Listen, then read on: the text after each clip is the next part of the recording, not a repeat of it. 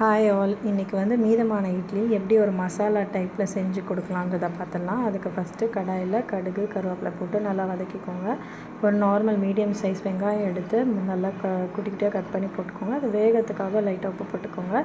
ஒரு நார்மல் சைஸான தக்காளியும் ஆட் பண்ணிக்கோங்க. ஆட் பண்ணிவிட்டு அது வதங்கினதுக்கப்புறமா இஞ்சி பூண்டு ஆட் பண்ணிக்கலாம். இஞ்சி பூண்டு ஆட் பண்ணதுக்கப்புறம் அது கொஞ்சம் எண்ணெயிலேயே அந்த இஞ்சி பூண்டு ஸ்மெல் போனதுக்கப்புறம் மஞ்சள் தூள் உப்பு போட்டுக்கோங்க. நல்லா கொஞ்சம் கலந்து விட்டுக்கோங்க. விட்டதுக்கப்புறமா சில்லித்தூள், மல்லித்தூள், கரம் மசாலா இந்த 3 மசாலாஸ் ஆட் பண்ணிக்கோங்க. பண்ணிவிட்டு ஒரு 5 to 10 மினிட்ஸ் மட்டும் அந்த மசாலா ஸ்மெல் போகிறதுக்காக தான் அது 5 to 10 மினிட்ஸ் மட்டும் அது அடுப்பில் இருக்கட்டும். அதுக்கப்புறம் நடுவில் கொஞ்சம் கோழி மாதிரி பண்ணிவிட்டு அதில் எண்ணெய் ஊற்றிக்கோங்க. உடச்சி முட்டையை ஊற்றிட்டு முட்டைக்கு தேவையான பெப்பர், உப்பு போட்டு நல்லா அது ஒரு 5 மினிட்ஸ் அது அப்படியே இருக்கட்டும். சிம்லேயே வச்சுக்கோங்க. இப்படியே மிக்ஸ் பண்ணிட்டீங்கன்னா முட்டை ஸ்மெல் ரொம்ப அதிகமாக அடிக்கும். அதனால் நான் அந்த மாதிரி பண்ண மாட்டேன். எப்போவுமே நான் பண்ணும்போது ஒரு 5 மினிட்ஸ்க்கு அப்புறமா தான் அதை மிக்ஸ் பண்ணி விடுவேன். அப்போது ரொம்ப ஸ்மெல் வராது.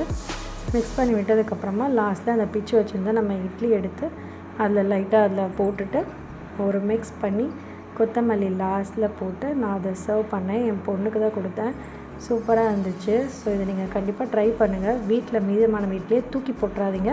இப்படி செஞ்சு உங்கள் பசங்களுக்கும் உங்கள் வீட்டில் இருக்கவங்களுக்கு கொடுங்க. ருசிச்சு சாப்பிடுவாங்க. இது வரைக்கும் நம்ம சேனலை லைக் பண்ணாமல் ஷேர் பண்ணாமல் பார்த்துருந்தீங்கன்னா கொஞ்சம் லைக் பண்ணி ஷேர் பண்ணி சப்ஸ்கிரைப் பண்ணிக்கோங்க. Bye all.